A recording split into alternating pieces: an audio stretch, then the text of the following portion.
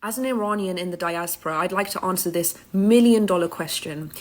If there is regime change in Iran, how do we know that it's not going to be another Iraq, another Afghanistan, another Libya? First of all, this premise is built on an inherently racist assumption that all Middle Eastern people are savages, and if you knock one savage regime out the way, another savage regime is going to rise in its place like whack-a-mole.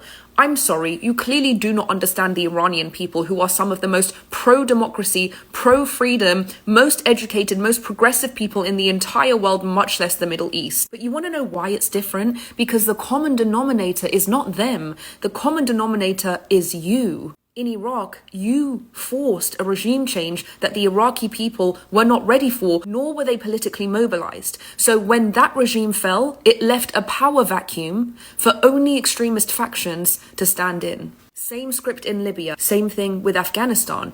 You see, the Taliban didn't just come out of nowhere. They were funded as part of the US's intent to defeat the communists. Now, obviously, the communists needed to be defeated, but the US didn't fund grassroots Afghan fighters. They funded the Mujahideen. They funded Islamists because they knew that would be the reactionary force necessary to defeat the communists. And you got what you would predictably get at the tail end of that, which is that you empowered Islamists and Islamists came to power. Then you say, in 1979, there was regime change in Iran and it brought in the Ayatollah's regime. No, you brought in the Ayatollah's regime. It was your president who corresponded with the Ayatollah, who was in exile in France. It was you who told the Ayatollah that you would tell the Iranian army to stand down. It was you who flew the supreme leader into Iran on Air France. So no, that was not an organic regime change of the people. It was a Western collaboration. The people of Afghanistan didn't ask for regime change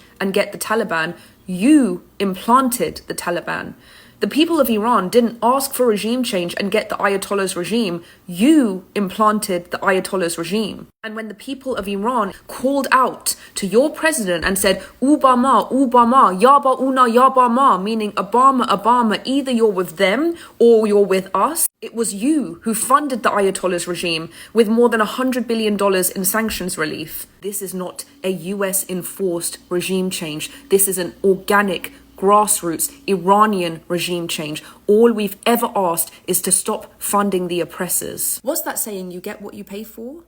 If you don't want another Ayatollah regime, don't fund it, don't pay for it, don't fly it in, don't collaborate with it, don't maintain it, don't sustain it, and maybe you won't get it.